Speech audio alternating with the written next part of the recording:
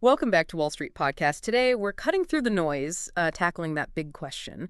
Where is the S&P 500 truly headed? We're doing a deep dive into a fresh report from UBS. That's right. It's called Global Strategy 13 plus 1 versus 7, Reasons to be Tactically Positive, Negative on the S&P 500. Just out, July 14th, 2025. Yeah, and this UBS report, it's really useful. What it tries to do is give you a full tactical snapshot of the S&P. It doesn't just pick a side. It really breaks down the arguments, the bullish ones, the bearish ones, gives you a more balanced look, which is helpful in these uncertain markets. Okay, so let's unpack it. Let's look at where the bulls and bears really clash. First up, market positioning. Is this a tailwind? Oh, definitely. The report highlights some pretty strong positive signals here, like CTAs, the big trend followers. They're forecast to basically double their equity exposure. Double. Wow. Yeah, that could mean something like $60 to $70 billion flooding in over just the next couple of weeks. Oh. Plus, you've got retail investors who are clearly on a buying spree is how UBS puts it. Lots of inflows there. And maybe most importantly, institutional funds. They're still pretty underpositioned, surprisingly so. So potential buyers waiting in the wings. Exactly. A big pool of potential buying power just sitting there. That sounds pretty bullish, but then you hit the valuation wall, right? UBS flags this immediately. Valuations look, and I quote, unattractive, to say the least. The Shiller PE near all-time highs, 37.8x. That's what, 98th percentile since 1881? That feels high. It is high, no doubt. But this is one of UBS's 13 plus 1 positive points. Valuations tend to be pro-cyclical. Okay, what does that mean exactly? Well, the idea is when the economy is in recovery or expansion mode, and the U.S. largely is, the OECD index gives it a 38% chance of being in expansion.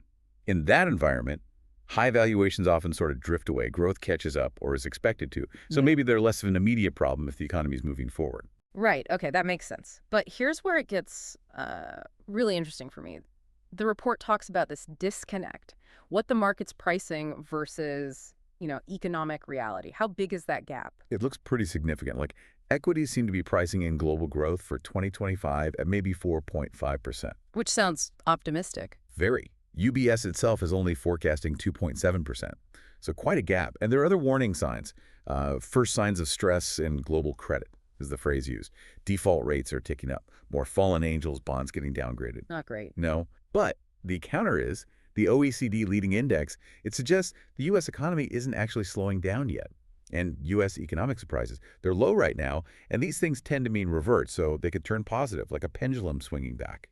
Okay, so a mixed picture on the economy front. What about tariffs? There's been a lot of talk.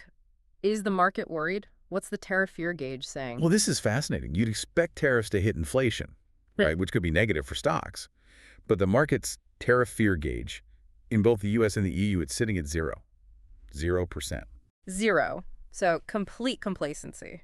It certainly looks like it. It suggests markets are just kind of looking straight through these risks, maybe underestimating the real impact, both philosophical and practical, on things like fiscal gaps. Okay, so pulling this all together, it's complex. What does it actually mean for you, the investor, trying to figure this out? Let's dig a bit deeper. How critical is that institutional underpositioning we talked about? What does that really imply for the S&P? It's potentially very critical. Look, when institutions are underway, especially when valuations are already high like this, it means they've missed some of the rally. If the market keeps going up, or even just stays firm, they might feel pressure to chase performance, to reallocate. FOMO, basically, fear of missing out. Right, exactly. And that creates this huge potential pool of buyers. That demand could absolutely push equities higher, especially in what they call pain trades, where the market forces people caught on the wrong side to buy aggressively. Okay. Now, flip side, UBS thinks equities are pricing in growth that's just not realistic. What happens if earnings or GDP do fall short? What's the big risk there? Well, the main risk is really twofold. Either a derating investors just decide they're not willing to pay such high prices for earnings anymore. Multiples contract. Right. Or you get a straightforward earnings disappointment. Profits just don't meet those high expectations. I mean, think about it. Consensus EPS growth expectations are around 9.3%, while GDP growth is forecast at maybe 1.5% or 1.6%. That's a huge gap. Yeah, that doesn't seem sustainable. It really isn't, not long term. If earnings don't deliver, especially when buyback and dividend yields are already pretty tight, you could definitely see a market correction. Makes sense. One last area, the report mentions these old adages, don't fight the Fed and even don't fight President Trump. How does politics play into this S&P outlook with all these other signals flying around? Yeah, it's striking, isn't it? The report suggests this political dimension is actually a pretty strong tailwind right now. Things like talk around future Fed appointments, a potential leaning towards more dovish policy. Even with some Fed speakers sounding hawkish lately. Even so, the overall tone, especially as Powell's term gets closer to its end, could shift more dovish. That's the thinking. And historically, you often see the bond market get supportive before the Fed actually starts easing. So it fits a pattern. It just reminds you that, markets aren't purely about the economic data. Politics matters. Absolutely.